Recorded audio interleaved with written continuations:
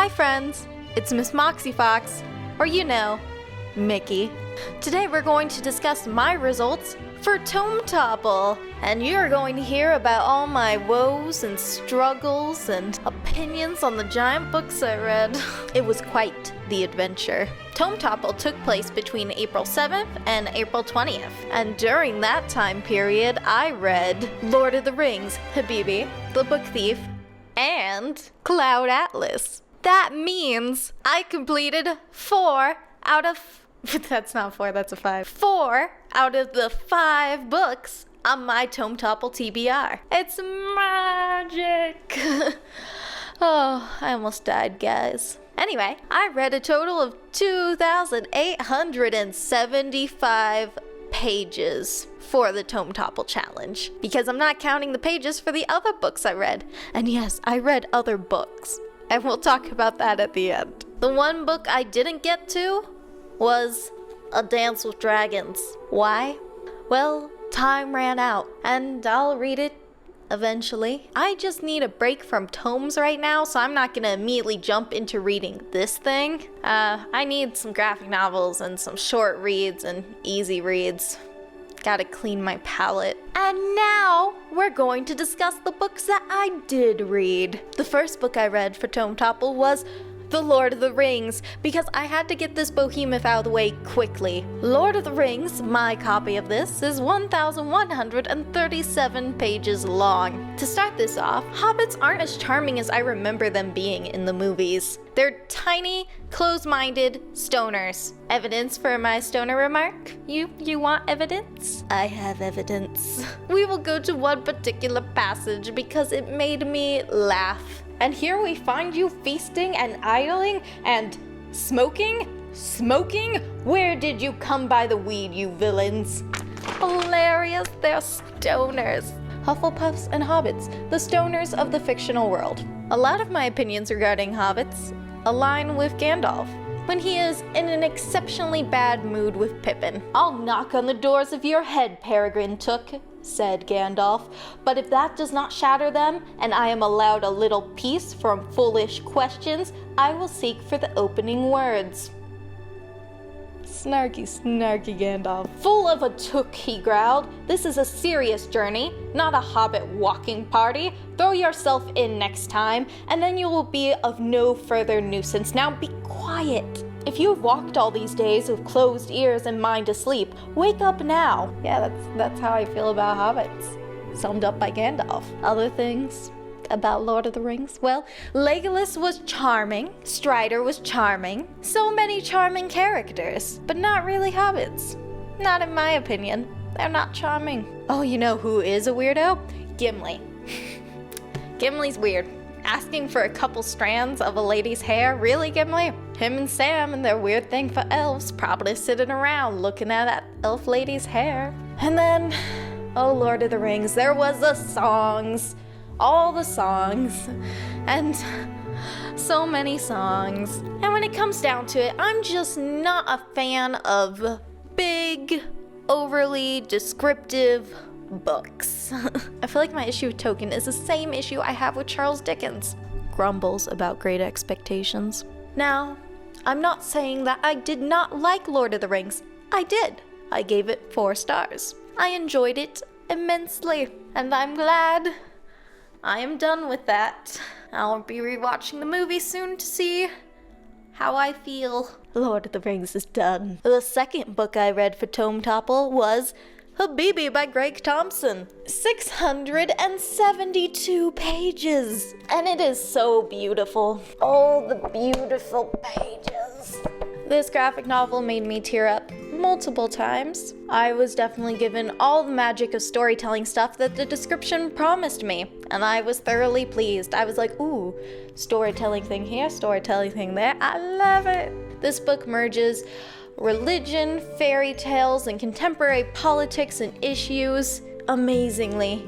It's a grand amalgamation. The environmental issues addressed in this book just hit you real hard. I should warn people before they read this, there is rape and abuse and pedophilia and violence, just harems and other things, and lots of things in here. I gave it 5 stars. And I totally did read this one in one day, like I said I would in my TBR video. Victory! The third book was The Book Thief. Oh, this isn't The Book Thief, this is Lord of the Rings. Oh, Mickey.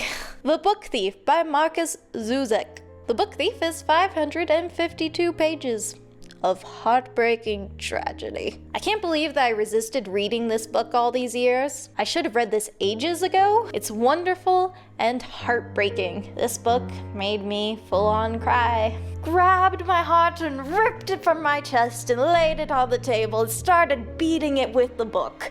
That's what this book did. It beat my heart with itself.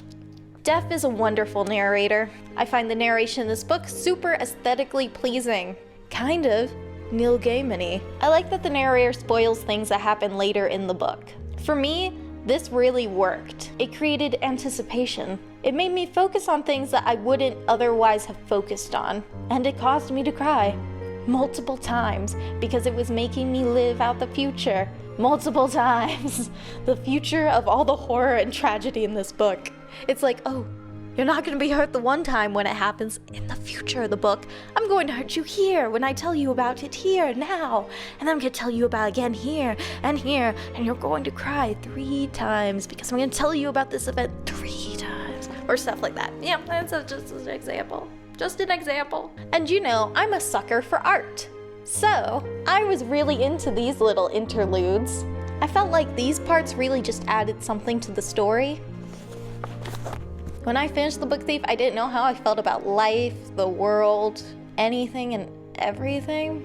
I don't know how I feel even now. I'm like, at the end, I'm like, do I feel hope? Do I feel despair? I think it's despair. Anyway, I gave The Book Thief 5 stars. Because it deserves 5 stars. Because it's amazing. I love it. The 4th book I read was Cloud Atlas by David Mitchell. Cloud Atlas is 514 pages. Me, while reading Cloud Atlas. How many of these characters are supposed to be likable people? This book felt like it took forever. Reading this is similar to the act of wading through Jell-O or pudding. Really, my biggest issue with Cloud Atlas is that it doesn't have extra material to help me in keeping track of everything that happens in Cloud Atlas. I need help wrapping my brain around everything that happens in this book. Cloud Atlas needs some appendix material like Lord of the Rings has. I really appreciate that Lord of the Rings has pages where it tells me, oh, in the month of June, all this was happening at the same time as all this. And I'm like, cool. Cloud Atlas, you do that. Well, not necessarily the calendar.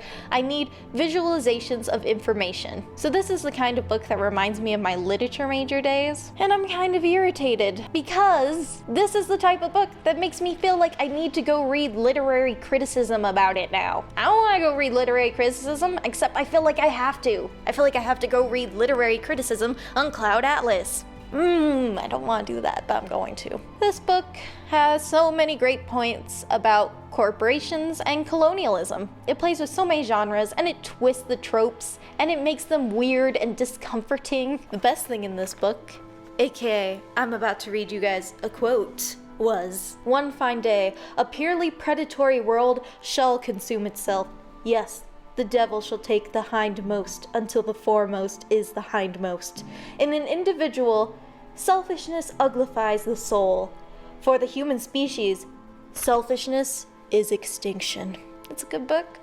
I enjoyed it, but I also have issues with it, and it makes me mad. And I just finished reading this the other night, so I haven't had time to settle with those issues. I gave Cloud Atlas 3 stars. I'm done with you, Cloud Atlas.